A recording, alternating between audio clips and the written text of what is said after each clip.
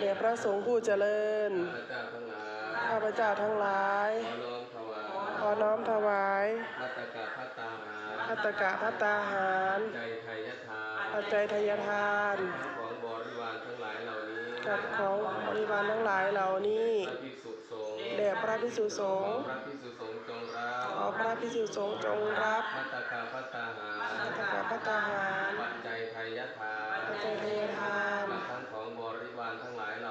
กับทั้งของบริวารทั้งหลายเหล่านี้ข้าพเจ้าทั้งหลายเพื่อประโยชน์และความสุขแก่ข้าพเจ้าทั้งหลายด้วยเพื่ออุทิศให้พ่อชาลีชั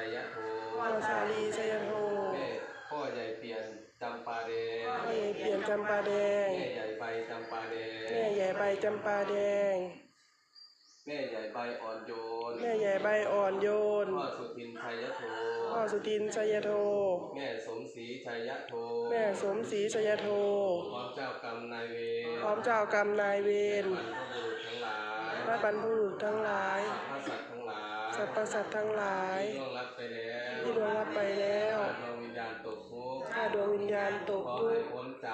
ขอให้พ้นจากทุกข์